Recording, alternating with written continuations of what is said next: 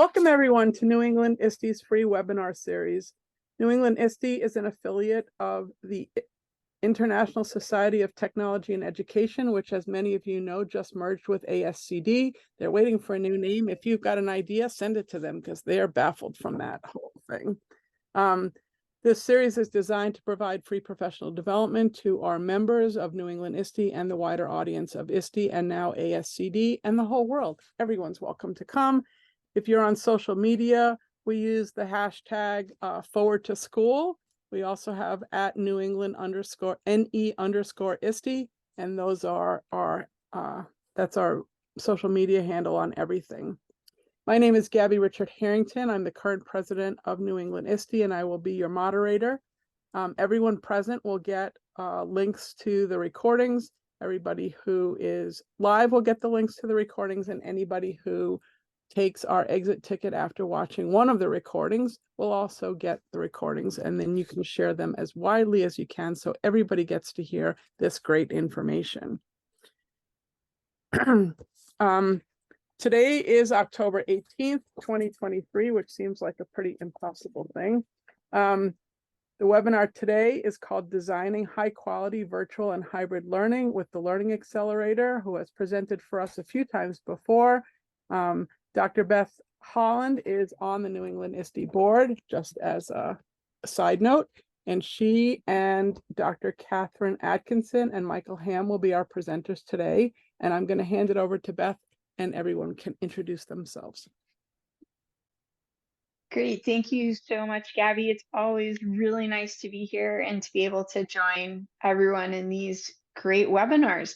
I will go ahead and share my screen. I'm going to be our slide mover forward today. And so just as a quick overview, as Gabby said, all three of us are working at the Learning Accelerator. We are a national nonprofit dedicated to helping ensure that every student has the chance to have an effective education. And we do that through a number of resource production, research and measurement, really producing new knowledge for the field.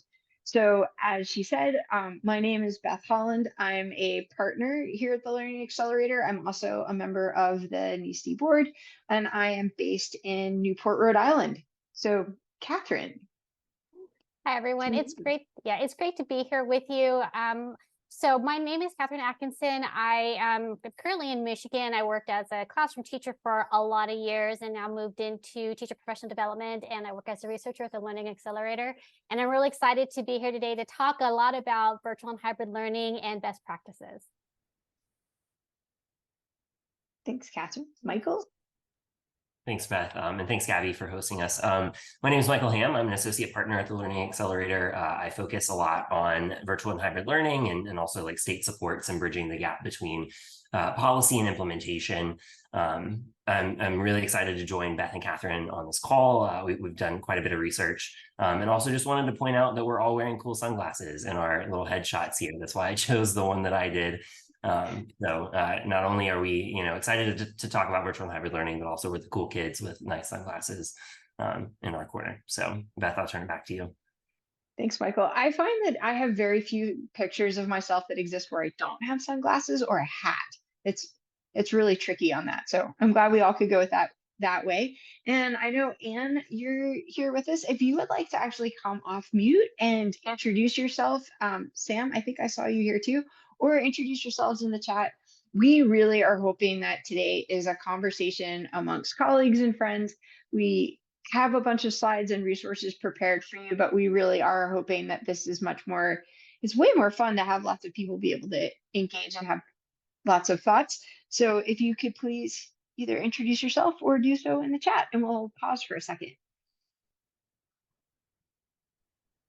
I can jump in really quickly. I'm Sam Artukovic. I'm a little TLA bull in here, but I work for the Learning Accelerator. I'm our partner of resources and dissemination, and excited to see this presentation just because I know so much of the good work about virtual and hybrid learning that has gone into this and some of the incredible findings that the TLA team has been able to synthesize and share. So excited for y'all to see this as well. Thanks, Sam. And I'll know that Sam gets a lot of the credit for making sure that all of the resources that we produce actually make it online and are freely and openly available. So we're thrilled that you can join us today, Sam. Anyone else? Also, this link does have all of our session resources, and as Gabby said, they'll get emailed out later. So to kick us off, we were really thinking that all of the work that we've been doing at the Learning Accelerator around virtual and hybrid has really been driven by this big essential question of like, what are the necessary quality drivers of virtual and hybrid learning that really ensures that there's greater opportunity for equity for all of our students? And so it becomes this really big question of what does quality look like? And in a virtual and hybrid space, how do we know if we've attained that level of quality? So this all started in a project that's been going on for about 18 months, maybe actually probably a little bit longer than that, where with philanthropic funding, we were able to engage in a project that we call our strategy lab, where we were able to bring together about 20 different districts to engage in a rapid research-based, like field tested, similar to design thinking process, what we call our real-time redesign, where we were really focused on how do we help these systems make super targeted improvements at the quality of the virtual and hybrid learning models that they had in order to address issues of equity for their students and to really make improvements. So during this process, each district team conducted a needs assessment to really get clear on a problem of practice. They researched potential strategies that would allow them to design and pilot a measurable solution. And then they were able to plan for continuous improvement. And so everything was really about how do we make sure that we're uncovering that our problems are truly problems, that we are situating all of our thinking in this idea of addressing quality, and that we're really moving towards this ongoing continuous improvement so that each of these districts could take what they learned during the strategy lab experience and carry it forward. Catherine and Michael, do you want to add anything else to this? Like, please stop me at any point. I think you're doing well, Beth. It's pretty well laid out. All right. So where we went from here is just to give you a sense of like, what do we mean by quality?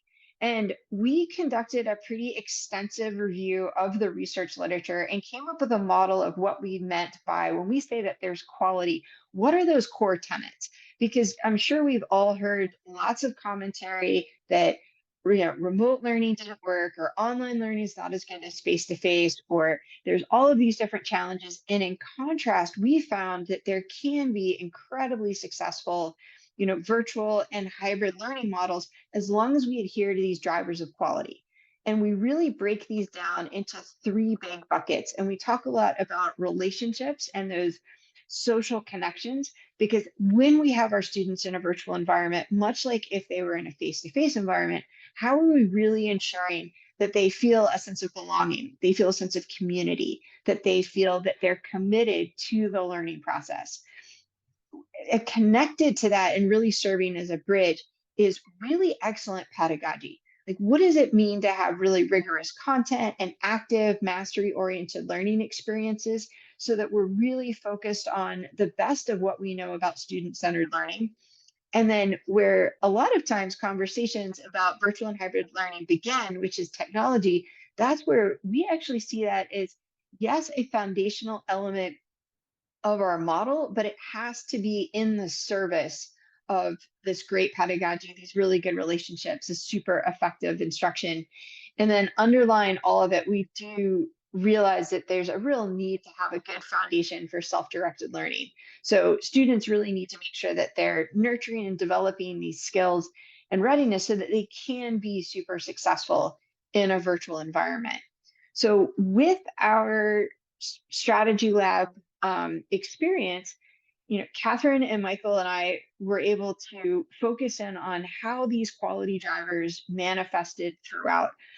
Catherine and I from a research perspective, and then as Michael will share throughout, as he really dug in with the technology, when he looked at, conditions around what was supporting like really effective model production. But these drivers really focused on what we did. So after, or even as the process was unfolding, we were looking and trying to surface different themes, different ideas around these problems of practice that they were identifying and the solutions that they were developing, like with this lens of these quality drivers.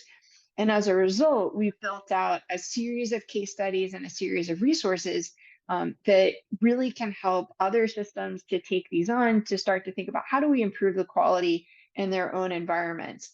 So I'm going to now turn this off to Catherine, who really led a lot of the research work around this, to start digging in on how did, what do we observe when we start thinking about these relationships and pedagogy and technology. So Catherine, over to you. Yeah, Beth, thanks for setting this up real nicely. For those of you that are watching this webinar either live or if you're watching it later, one of the things that's important to me is to always define what it is that we're looking at, because we can all come to the table with a different idea or perspective around, well, what does relationships really mean? And so when you're trying to analyze the data, you have to first set forward, well, this is how we are defining it. And that way, when you're looking at the data, then you can pull all those things together. So these schools that came in, it was 20 districts that came in, and they all had an idea of what they wanted to look at, and they put it out there in their workbooks. And it was really neat to see the change over time as they dug into the strategy lab process and conducting the needs assessment and reflecting on their learning and taking a look at their infrastructure. And so relationships was one of those themes that came out. I mean, it was really prevalent because people were talking about connection, isolation, feelings of social anxiety. And, as I was digging into the data, I mean, the idea of a sense of belonging, that's really what came out from the data that I was reading. And I would, I feel pretty confident saying almost every single district at some point touched upon that, like the sense of belonging, the sense that students needed to feel like they, had a connection with the school. Also that teachers did too, because, the whole pandemic threw everything awry, right? All of a sudden, these teachers who may have been in the classroom for 20, 25 years, like myself, all of a sudden, then you're like virtual. It's like, what's happening? So it was, relationships, they do matter. And so what we found from the research is that it's really important for school systems, and then even particular schools, to make sure that everyone understands and knows about the relationship building strategies. And it goes well beyond, SEL, but I mean, that's an important part of it, but it is building those, human connections, finding things that you have in common, establishing a warm environment, whether it's for students or for adults. And this is the thing that all teachers struggle with, but what we found in the data that was key was just providing time for students to build those relationships. I mean, you can talk about it all you want, and you can have it a banner at your school, but if you don't, like on the marquee, but if you don't actually provide time for students to build these authentic relationships with each other, with their teachers, with their admin, and you could have what you're calling like the best situation at your school, but the kids aren't going to feel connected to that. And what we also found with the work that the districts did was making sure that there were, clear routines and guidelines. Now, I taught middle school for my entire career, and those middle schools, they like to push the boundaries. So it's really important to set the parameters. But I think that applies no matter what grade level you teach. So if as a school, the team came together and said, these are the guidelines, these are the expectations for establishing a warm environment. This is how we want to build those relationships. We found that was actually a good indication that they were well on their way to instilling a sense of belonging for their kiddos. And then, as Beth mentioned, the foundation for for all this is, to nurture within students and help them develop these skills for self-directed learning. So these opportunities for them for students to share, what do they need, right? Because as adults, we can think, well, when I was a kid, or this is what I think they need, but actually having students tell you what they need and learn how to advocate for those needs that they have. So that's actually what, I found with the data that I analyzed. Gabby, do you want? Yeah, I have a hop on in? question. I think a lot of our audience would like to know if you can talk specifically about how different it is to build this belonging when it's hybrid, and this belonging when it's wholly virtual without any kind of synchronous classroom experience. Okay, well, yeah, there are differences, right? Because if you're in hybrid, then you can have these in-person things. What we found was really interesting is the schools that were totally synchronous felt the need to add an asynchronous portion or an in-person portion. Sorry, they were all virtual, but they wanted to add an in-person component because they felt the need to have like a human connection. But then there were schools that were hybrid, but they wanted to add a virtual way to connect. So they were actually seeking a different way to connect with students beyond what they had. Now, what we found with the data is, some schools wanted to do something that was more fun. So they would start off with this event and invite students and families and the teachers, and they play games. And some of them were academically based, and others were just fun, where they could just really be creative.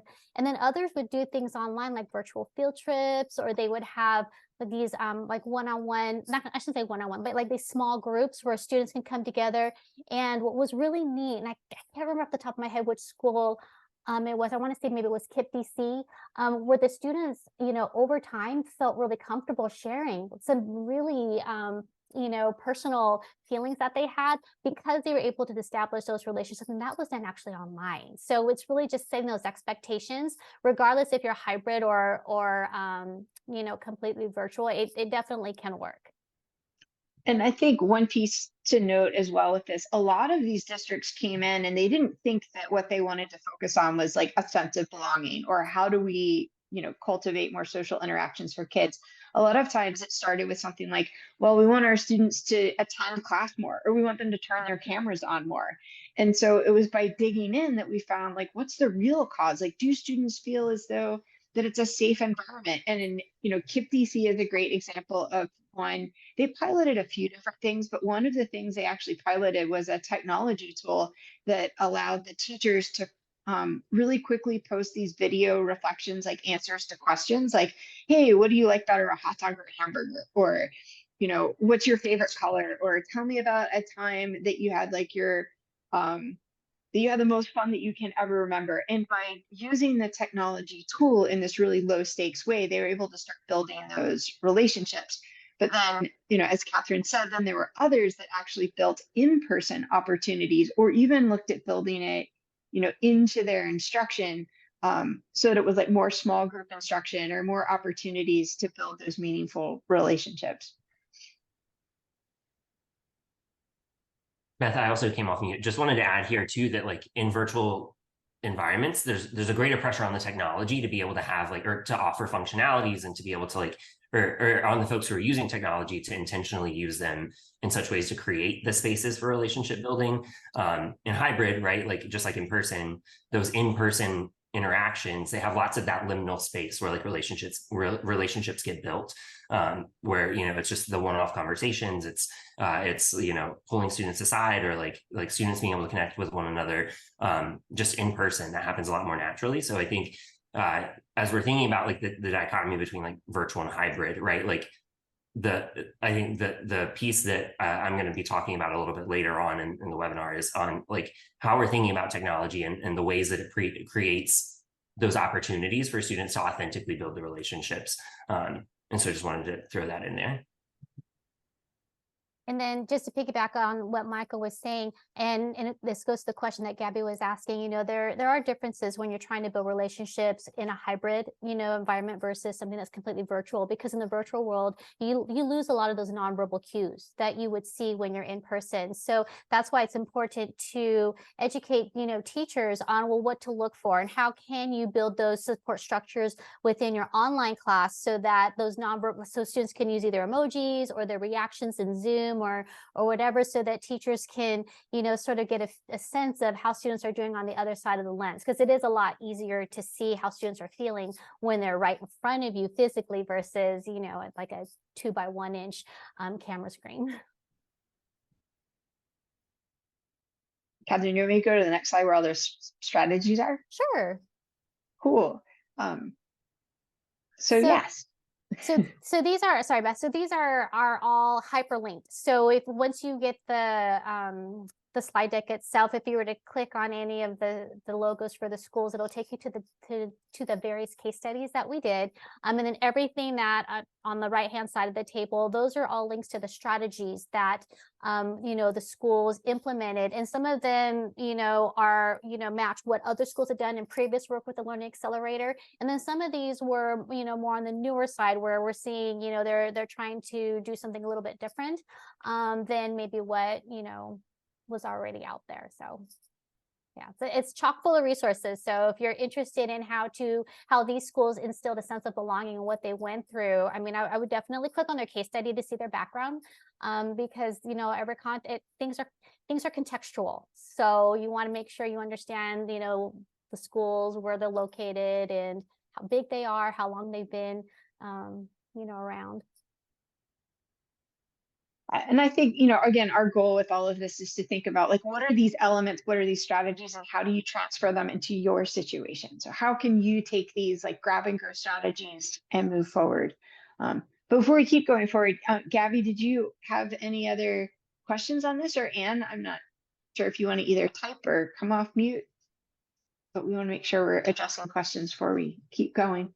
I don't have any questions right now. Thanks. All right. So, all right. Well, then the next area that within that framework, so we talk about the importance of relationships. Oh, wait, now I see. And okay, thanks, Anne. None right now. So the next piece of the framework that's really important is when we start to dig into, like, what does pedagogy look like? What are these instructional practices? Generally speaking, at the Learning Accelerator, we have a framework for teaching and learning, and we genuinely believe that for every child to really have an effective education, then it has 3 core tenets. It's got to be personalized to their unique needs and interests and identities. It needs to be focused on the whole child, so both academic and non-academic aspects of support. And then we really believe that it should be mastery based, meaning that it's really focused on deep, meaningful learning and not on a measure of seat time. And to achieve this, this core vision for teaching and learning, we see that different instructional practices really fall into one of 4 categories. That they're really targeted and relevant, right? So they're rigorous, they're at grade level, they're meeting the immediate needs and interests of each child, that they're actively engaging, right? That they're student-centered, that they're creating different ways to demonstrate their understanding, excuse me, that they're socially connected, right? So you've got students learning from peers, learning from teachers, learning from families, from community members, right? So even when we're talking about virtual learning, it's not just about, okay, I've got my headphones on, I'm in my Zoom, I'm watching this thing, right? And this ties back to that belonging sense, right? There needs to be those social connections. And then that last piece is that it's really growth oriented, that we're focused on progress. We're focused on making these measurable improvements. And we're also acknowledging that, every child is going to progress at a different rate and in a different way. So when we started to think about pedagogy, we framed it through this lens of what do we really believe makes for great teaching and learning. So once we got into that quality driver, Catherine, I am going to turn this back over to you. All right, thanks, Beth. So, I'm sure we've all heard the saying, good teaching is good teaching, right? There are really good teaching strategies that transcend, all the different learning environments. And there are nuances too, some that might work better virtual versus in person.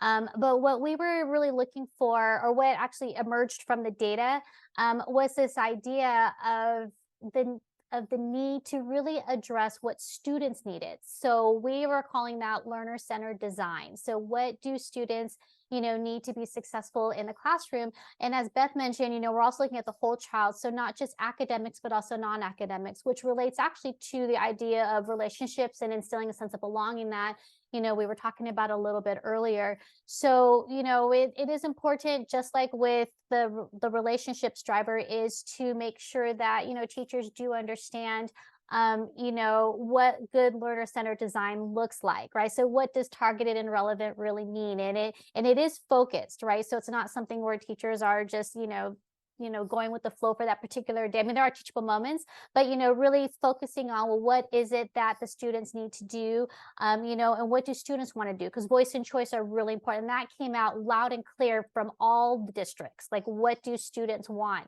And it was interesting because there were some districts that realized that they didn't really ask their kids, what they wanted, like what would motivate them. So it was really nice to see this revelation, as these teams were reflecting on the work that they were doing, like, oh, we all know that student voice is important, but we really weren't addressing it. So it was nice to see that come about. In fact, there was one school where where the students were almost in shock, like they wrote it in their workbooks, like the students were like in shock that the teachers were asking them, does this work for you? What changes would you like to make? So that was actually really nice to see. That's why I love qualitative data analysis, because you get to hear the voices of the participants as well. And then too, with good pedagogy, it's actively engaging the learning, right? It's not, I mean, there is a time and place for direct instruction, but really the best way that students learn is when they're actually doing the learning themselves, right? So teachers set up the parameters, and then students are actually the ones that are doing the work. And then, maybe even students provide feedback to each other, and then teachers provide feedback at the end. So it's, teachers do not have to be the center of attention all the time, I think. And it's really hard for someone like me, a total control freak, to let that go, because it becomes messy, but it's also amazing when students are able to, just go with what it is that they're interested in learning about. Now, the idea that, learning should be growth oriented, that goes back with the relationships and, building those with students so they feel okay being vulnerable, because students don't want to look bad, and those students that have constantly failed over time, I mean, they're the ones that need that extra scaffold. So teachers do have to keep in mind that they have to, maybe move away from a super focus on grades, but mastery learning over time and giving students multiple ways to show what they know.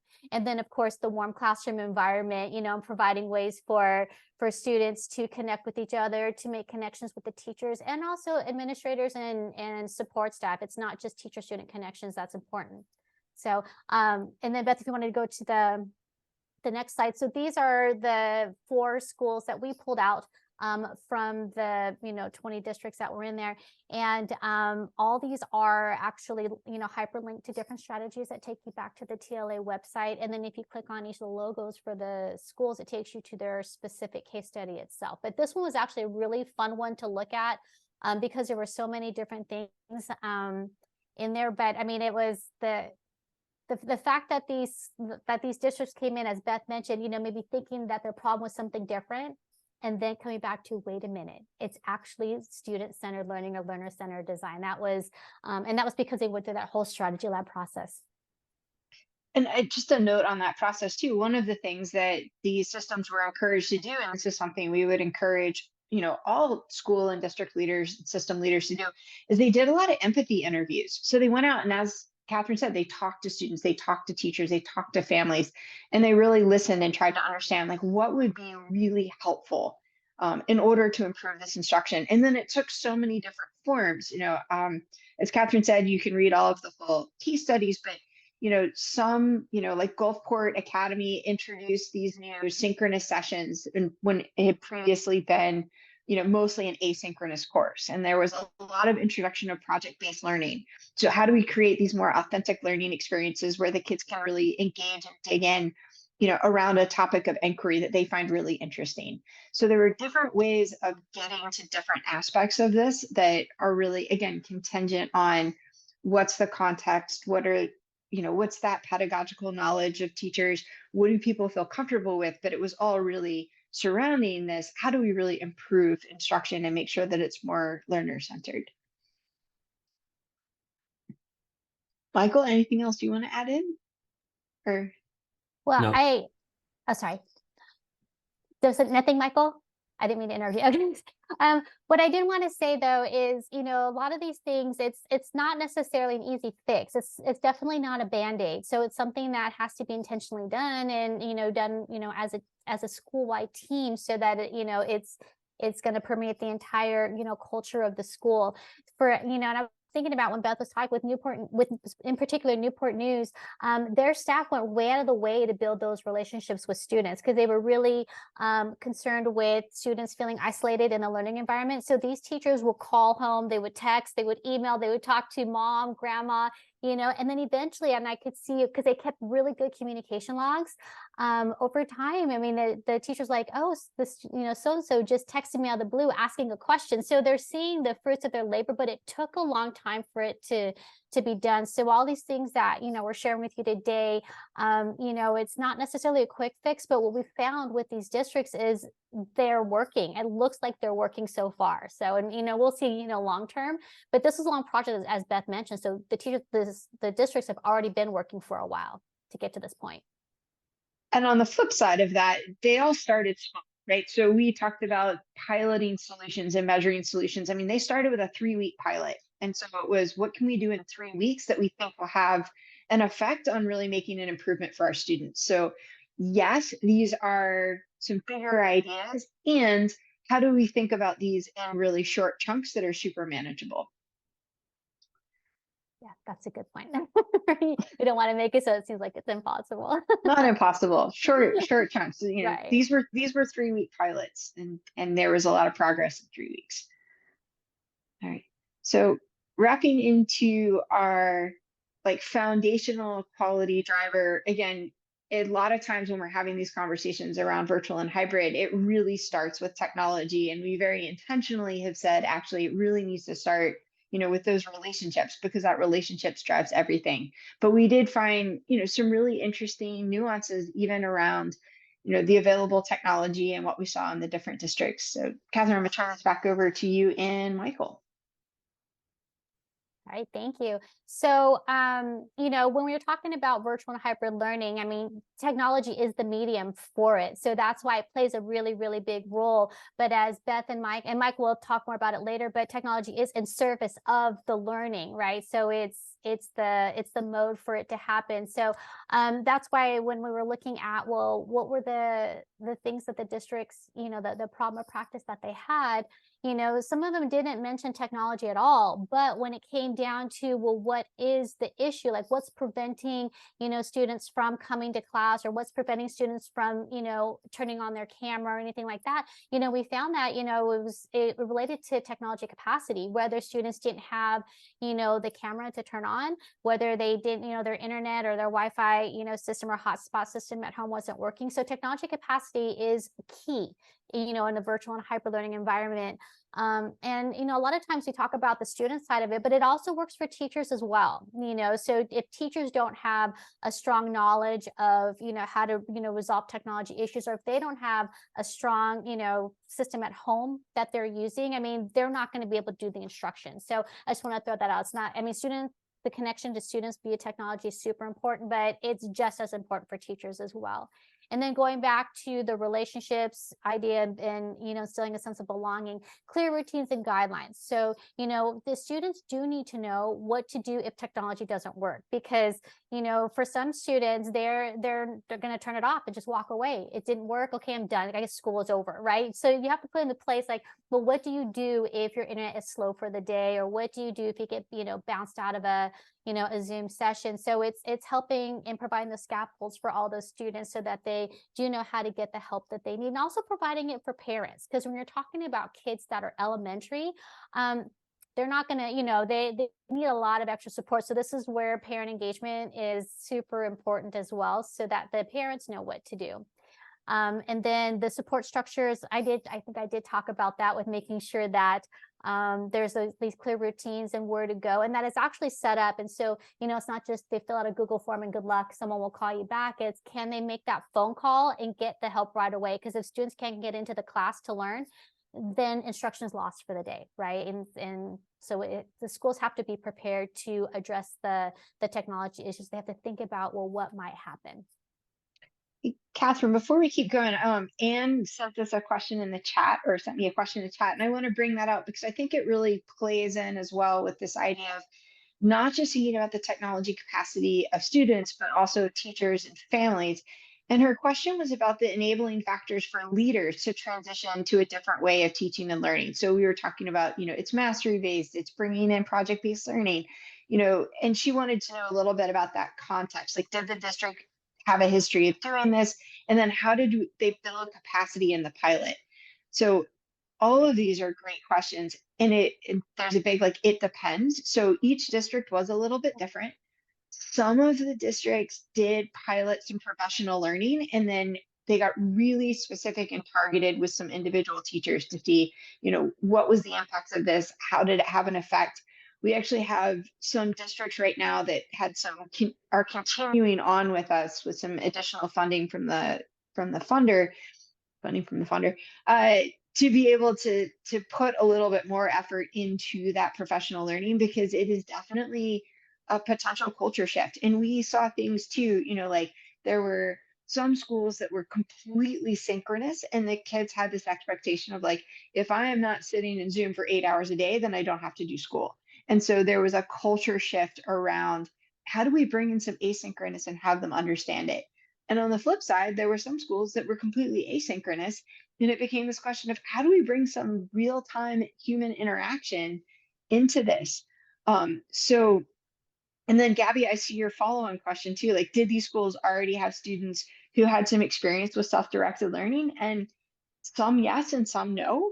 So this was another piece that came out of the data, was acknowledging, what are the ways that we need to model it? Catherine, I'm spacing right now, but there was one of the sites where they modeled the discussion protocol as part of a way to address engagement, because they realized that the students weren't engaging in class because they didn't really understand or know what that looked like. And so by the teacher doing a lot of modeling and having a discussion protocol, they were able to start to build some of that self-directed learning and some of those skills. I can't remember now off the top of my head who that was. Do you?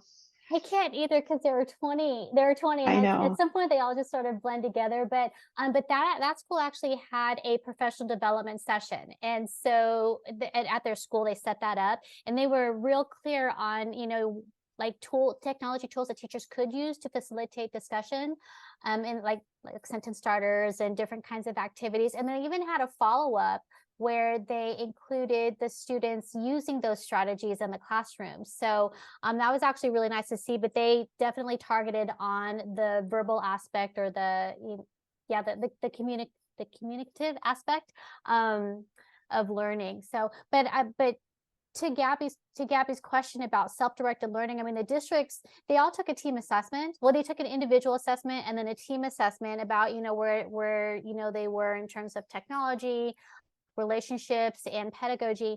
And it was interesting because some of them, said, oh yeah, we do this consistently, but when you drill down into it, they realized, well, not exactly, so they were able to see over time that, their understanding of what they thought they were doing was not necessarily what, was best for the students or the teachers, but they did, from what I remember, they did acknowledge that students do need help in developing those self-directed skills, because that's really what's needed in the virtual and hybrid, right? Because they have to be more independent. They just do. That's just the nature of that particular, that learning environment. And do you have any kind of framework for helping those who think their students are self-directed when they really aren't, how to get them to that place? Resources for that? What we did have, which is circling back to this and back to Anne's question, I think one piece to note, Catherine talked about, there was a team assessment. With this strategy lab process, we worked with district teams. So in those teams, we have people from the district office, and we have people who are working in the actual virtual and hybrid learning models.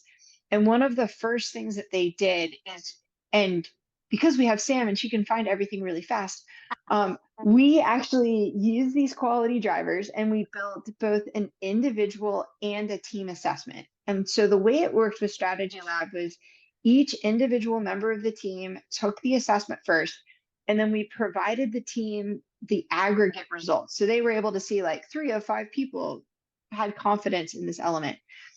all of the items on the assessments aligned to what we knew from the research literature around these quality drivers.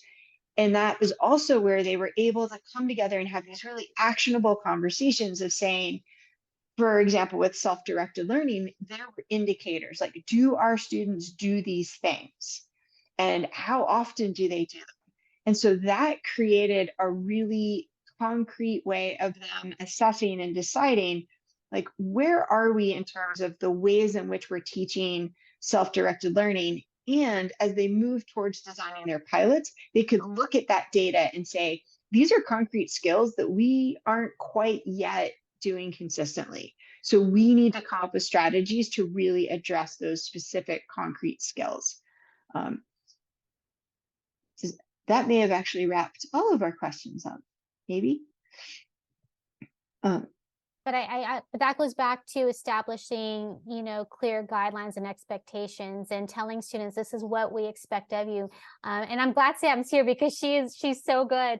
Because I can't remember the district right now either, but they were working on mastery learning, and they had to make a rubric so that students knew what they had to do to get to that particular point, because before, the students wanted to have their hands held, and the teachers were with that mindset of, no, we need you to be a little bit more empowered in your learning. So they had to actually set the expectations there for students. And I think it goes beyond the expectations too, right? Like, I think it's also about creating the support structures for students that like foster these skills. I know at the Learning Accelerator, we've caught lots of these strategies and like have them listed on our website, but we talk about gradual release in classrooms all the time. And this is a skill set that you can work toward gradual release with. It doesn't have to be something like students come into virtual and hybrid learning with a fully fledged sense of like self-direction and ability to guide themselves. You can use things like virtual notebooks or collaborative assignments, collaborative spaces to help students to figure out or to develop those skills as they're practicing them, so that I was a big middle school guy as well, like Catherine, and thinking about students like just their ability to self-direct their own learning in the classroom, and fostering those skills as we go. So just wanted to throw that one in there, that it's not just the like clear routines and guidelines, but it's like those like gradual release, like support structures too. And Michael, that's a great point. And to use that as like sort of our segue into our next piece around, like, we do have lots of strategies. I mean, coming back as well to, how do I get this going right now, right? There's always that sense of urgency. A lot of times, moving towards those bigger shifts, it might even be, what are the strategies I could try tomorrow? And a lot of these that we have linked up and that we have throughout these slide decks are things that teachers and leaders could like grab and go and say, okay, I'm going to try this strategy for a week and see what happens. We were actually modeling some of it ourselves in our own Zoom meeting the other day with like the waterfall, where one person asked a question and everybody typed, but you didn't send your response until it was like a 1, 2, 3 go. And that way, like, all the internal processors had a chance to get their thoughts together, versus the people who type really fast and hit return like me. So it was a way of, some of these strategies are very compact, but they can have a really big impact if they're used on an ongoing basis. Catherine, do you have anything else you want to add on these cases, or we should turn it over to Michael? Well, I think we're ready to turn it over to Michael. All right, Michael, we're going to turn it over to you. Awesome. Thanks, team. So, Beth and Catherine have set up this idea of like, there are quality drivers that relate to the technology, the relationships, and the pedagogy that sort of underlie virtual and hybrid learning programs. My research with or related to this project was more around we know that technology is used in a different way in virtual and hybrid learning than it is or at least in the remote aspects of virtual and hybrid learning than it is in in-person instruction, right? In person, you have all of the technology is a thing that exists within an ecosystem of lots of different practices, lots of different resources. You can support technology use in different ways. You can support it via a teacher's support or a help desk, however you choose to do that. But there's a lot more pressure on technology to work properly and to be easily accessible, to function as needed in virtual and hybrid learning. So zooming out to ask ourselves, if we know that these programs, or the technology can be a driver of virtual and hybrid learning quality, right? Like, how do we choose better technology to foster, how do we choose the technology that like fosters the things that we're looking for to promote virtual and hybrid learning quality? But to start, you have to understand, like, what are the ways that technology actually gets used in virtual and hybrid learning? So we came up with this framework here we're calling the EdTech stack. We're just using to represent like 3 like broad buckets of ways that technology gets used in virtual and hybrid learning. It's not all encompassing. There's also lots of tools that do lots of different aspects of this, but this is just meant to help us sort of think about 3 different ways that technology really like is relied upon in the remote aspects of virtual and hybrid. The first is going to be to create the classroom walls, right? Like we said before, or like I said before, we have all sorts of other practices around technology in person that we can use to like facilitate instruction or to promote its use. In virtual and hybrid learning, you have like technology is creating the school, creating the walls. It's creating the space that learning is happening in, that learning environment. It's also used to facilitate instruction. So instead of a teacher, saying like, turn to this page, a technology tool can be used to facilitate that transition from point A to point B, or from one activity to the next. And it's also used to deliver content or material, right? So we're thinking about curricular tools here. But again, it's not just about like any specific tool. It's about the relationship of how all of those tools work together. Beth, take us to the next one for us. So EdTech has to work in service of those other quality drivers, regardless of whether it's an infrastructure tool, an instructional tool, a content tool, whatever it's doing. Better EdTech, right? Like we know that EdTech tools are better if they are able to facilitate the quality driver, or the aspects of the quality drivers that we know drive. Excuse me, it's been a long day, and the cold meds are starting to wear off, so apologies there. Just going to take a quick little breather. But we know that like for EdTech to support the technology quality driver, right, it means that technology needs to be accessible. It needs to be matched to specific goals and context. It needs to be organized and easy to navigate, right? So like Catherine was talking about before, it's not just about like technology capacity, but like how are we facilitating that capacity? Are all students able to actually access the tools that are needed to be successful in virtual and hybrid learning? Are these tools matched to specific learning goals or the context of your program, right? Meaning it's not just, we know that the technology unlocks lots of different ways to teach material. It's not just about creating online worksheets or problem sets for folks, but it's about embracing technology to give students an ability to create or to apply their knowledge in ways that demonstrate mastery. But we can also like create those support structures by organizing and making sure that technology is, or by organizing our tools and making sure that they're easy to navigate. We all know that even as adults, like navigating through a PowerPoint or a series of clicks, right? Like if a resource is hard for me to find, like I'm way less likely to actually access that resource. So technology tools that are intentionally organized, or that are 1-2 clicks away from like what you're asked to do and where you're actually accomplishing that task, that's going to drive toward that technology driver. At the same time, if we're using instructional tools or tools to deliver content, those EdTech tools need to offer rigorous content and need to promote active learning strategies and need to be mastery based, right? We can use technology to increase the kinds of formative assessments that we're giving, to change the ways that we're asking students to demonstrate their knowledge. Again, getting them to apply knowledge rather than just regurgitate answers or demonstrate mastery of like a problem set. And we need technology that's going to foster relationships. So building connections, again, those connections often in person happen in liminal spaces or the in-between moments.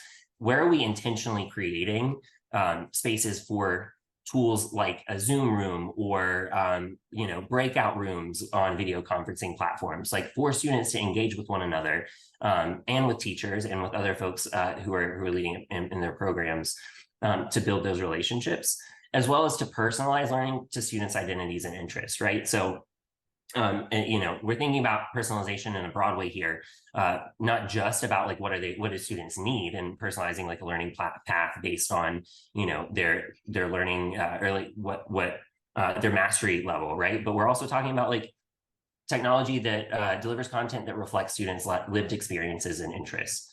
Beth, take us to the next slide for us. Sure.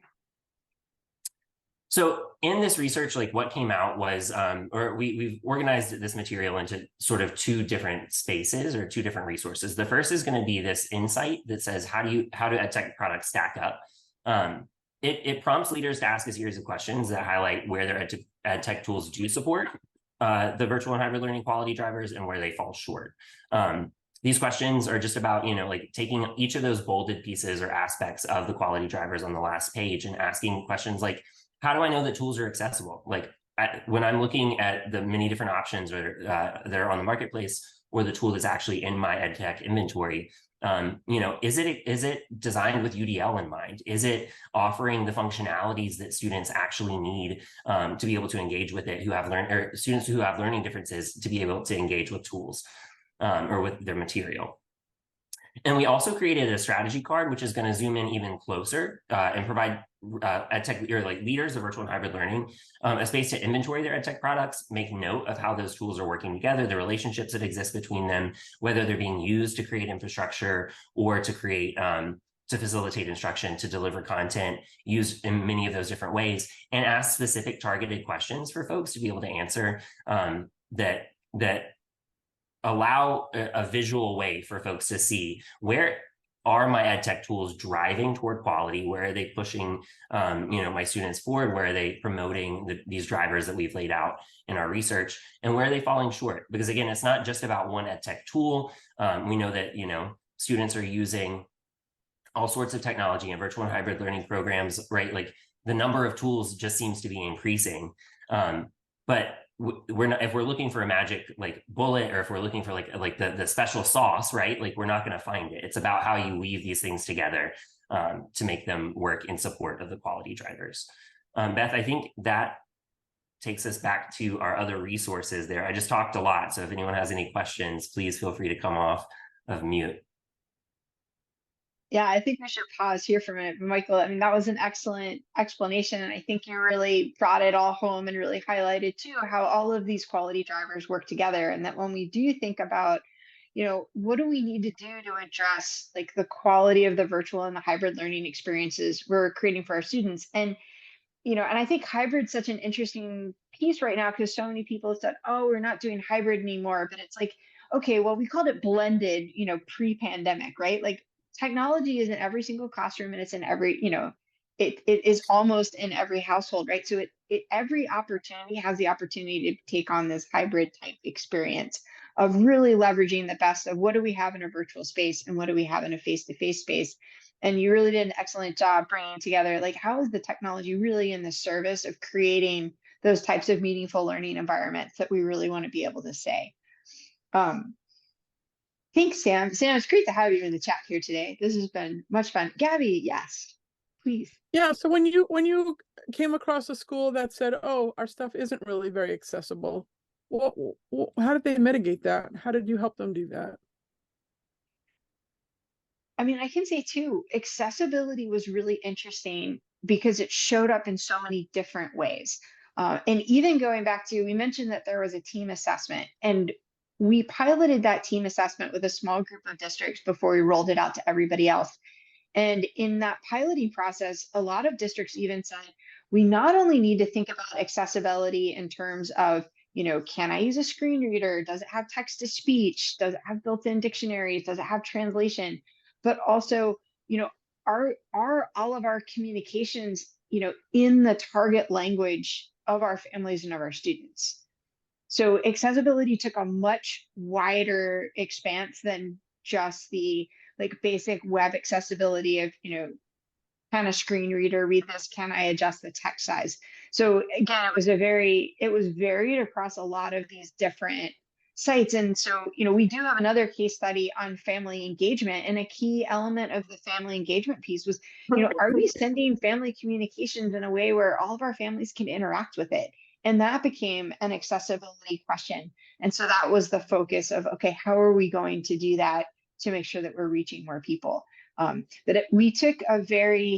We have these big ideas right now, and then know that within each site, it was very, very tiny and specific and targeted as to what we were working on. So it wasn't like we said, oh, let's ensure the accessibility of the entire EdTech ecosystem. But we did get people starting to say, wow, we really need to think about accessibility and how are we giving our students like different ways to interact with content.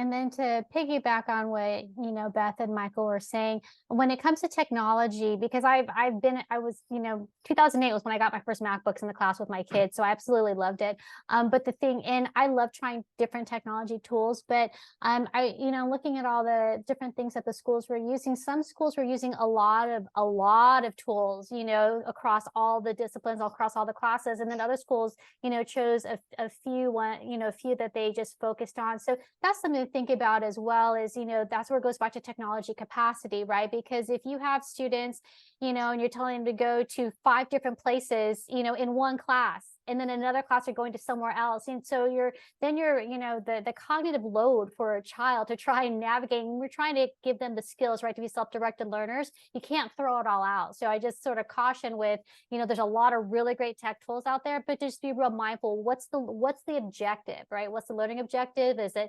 skills-based, content-based, you know, growth-oriented? What is that? And then, you know, how can technology support the practice and acquisition of that?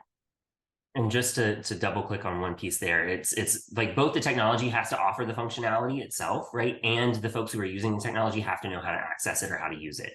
So it's the dual purpose of, like, when you're looking at the tool, you have to understand, like, is this aligned to UDL principles? Like, does this like offer functionalities like text to speech or alt text, right, for images?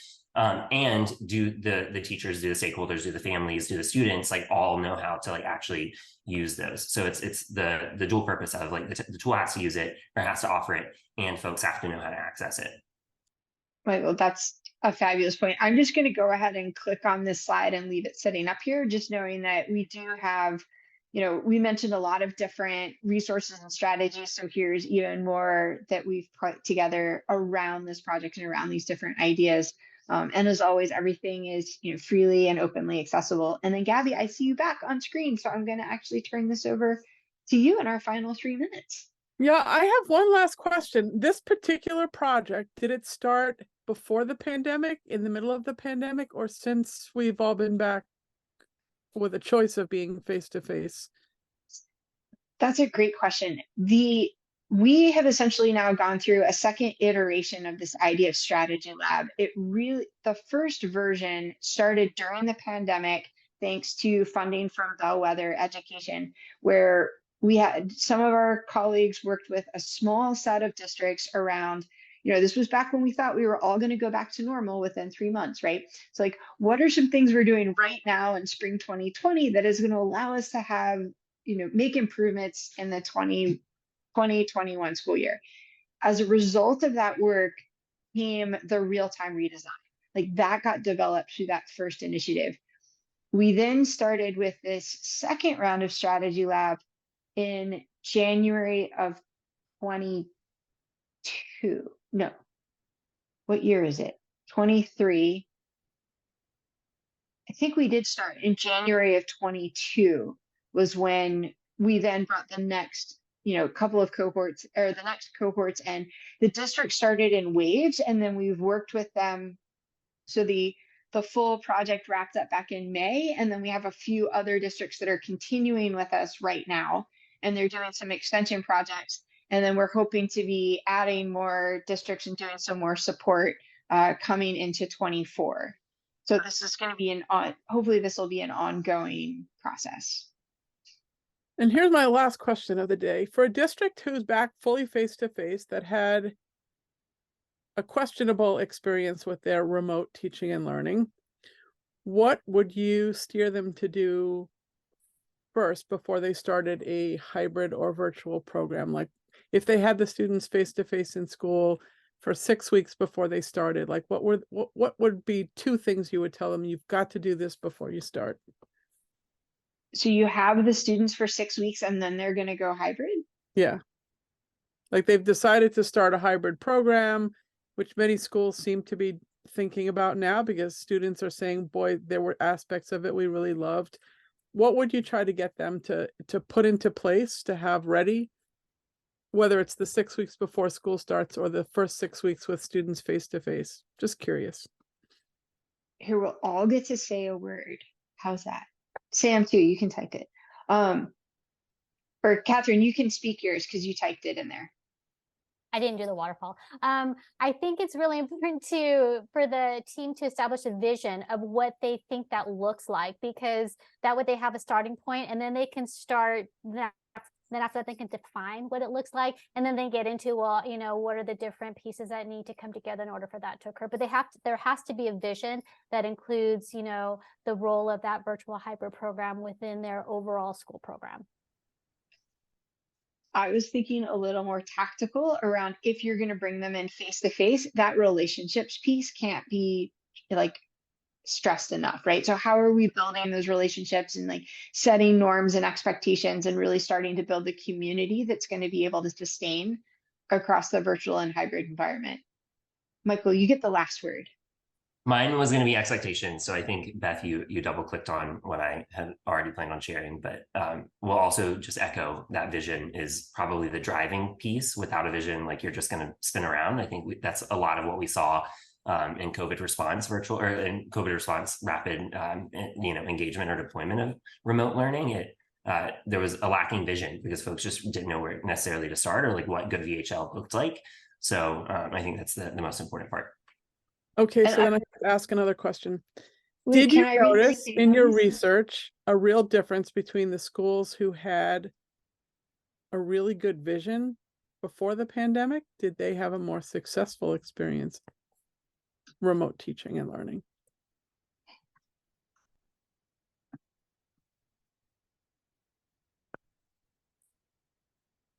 Oh, I think I stumped the guests. Well, Sorry. I'm trying to think if we had that. I don't know if we collected that data to be able to assess that way. What do you think, Catherine? Well, because I came in for the round 2 of the strategy lab. So I think in one of the artifacts that the districts had to put together, it was, what do they see their virtual or hybrid program? Like, what is the purpose of it? So there was like a purpose statement, I think that was in there. So, but I don't know how closely that matched their actual school established one that was independent of this particular project itself. But it did occur to me, because it actually came up as a theme in all the data, was vision, and whether there was one or it was not very clear. And so that's why that was my first thought when you asked that question, Gabby, is they really need to figure out what it is that they want to see, like the purpose of it. But yeah, I don't know if I couldn't speak to, because I didn't look at actual school vision statements before. It was just more of the purpose one. Michael, I know you looked into vision a bit. I don't know if you want to chime in on that. Yeah, I think, one school in particular is coming to mind who was already hybrid and was intentionally hybrid for several reasons, right? Unlocking opportunities for students to learn outside of school, unlocking internships, and really doubling down on focused, intentional in-person interaction. So their in-person instruction was all about student-led or student-created and student-designed electives, right? That was the thing that brought students to school. So a lot of their core instruction was happening in virtual, but the intentional design of that in-person instruction was what brought people together. But because the school already had that vision established as a hybrid school, had a clear understanding of what those two spaces were used for, and had resources built out for them, pivoting from a clear model like that to fully online, where now you're just transitioning those things that would have happened in person into a virtual space, right? That was easier than having to come up with a whole new model and having to dissect what's the purpose around each individual aspect of the design. And Sam, I'm going to let Sam have the last say, because she typed some really brilliant things in the chat, and I know that chat doesn't always get recorded. So Sam, you're getting the last say. But she brought up a great point too, that with this vision of thinking how is it very intentional, not education as usual, right? How is virtual and hybrid really creating opportunities that don't necessarily exist otherwise? And she talks about really differentiating the purpose Sorry, Sam, I'm trying to read your chat and synthesize it at the same time. But yeah, you know, as you say, you know, it really opens up a number of unique benefits. And so I think having that as a focus of like, what is the vision? Why are we doing this?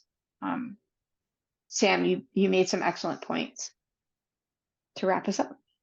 So, I want to thank the presenters, Beth, Catherine, and Michael, and the Learning Accelerator for another very informative presentation. If you want to learn more about the Learning Accelerator, learningaccelerator.org is their website, and at Learning Accel, ACCEL, is their social media handle. We thank our mission partner, Veracity, for their support for this free webinar series. I'm going to go back one more time to our handles at NE_ISTE and New England ISTE webinars and #forward2school. And then if you're viewing the recording, you can earn a certificate by completing the exit ticket, and our entire archives is listed on our website. The exit ticket is there. Quick 1, 2, 3, something you learned, something you still have a question about, and a question for the presenters. And if I can't answer it, I'm going to ask them to send me more information. I also want to make sure that you know that our next presentation is also the Learning Accelerator. They're going to be back with us talking about creativity in schools on November 8th, also from 4 to 5 on a Wednesday. We're also excited to present with to share with you our school climate action schools program. We're hoping that lots of New England schools get involved. It's spreading worldwide. We're slow to the table, but we would like to get you all in there. Check out our website for more information about that. And if you have suggestions for speakers or webinars, please let me know. gharrington@neiste.org. And thanks for joining us today. The show is going to be archived in about an hour, and you will all get the links and all the good stuff. Thanks. Thanks for having us. See you next time. Thanks, everybody. Thank you, Gabby. Bye. Thanks, Gabby. Bye. Bye.